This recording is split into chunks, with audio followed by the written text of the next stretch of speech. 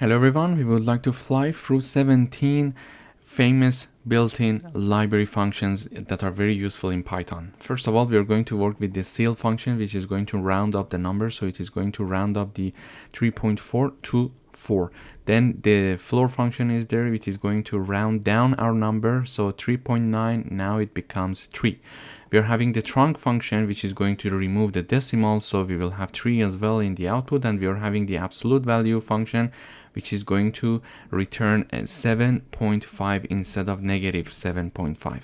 Then we are having the po function, which is going to increase the 2 to the power of 3, for example, in this case. So this is the main number, and this is the number that is going to raise the number 2.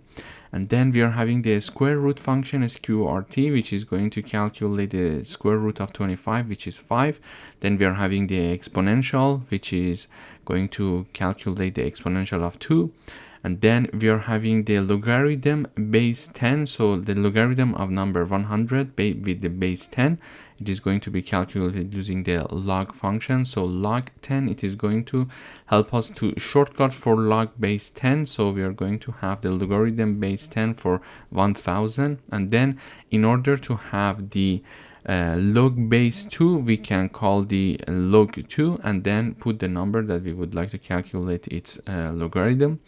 Here we can calculate the sinus of pi divided by 2. So pi divided by 2, if we want to call the pi number, we use the pi function from the math library.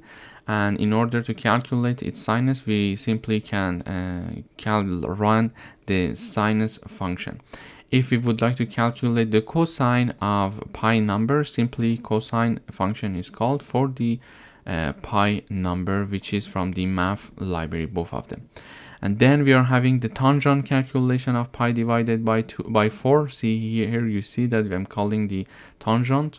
And then here we are calculating the factorial of a number. So it means that 5 multiplied by 4 multiplied by 3 multiplied by 2 multiplied by 1. So factorial function is going to help us to calculate that. And then we can calculate the greatest common divisor between two numbers using the GCD function.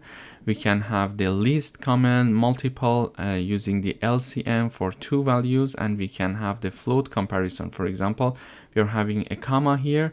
So whatever that is before the comma is going to be compared with whatever that is after the comma. So we are going to see here we are having 0.1 plus 0.2 and on the right side we are having 0.3. Are they equal? Yes, so the answer is true. This is going to happen using the isClose function. Thank you for watching.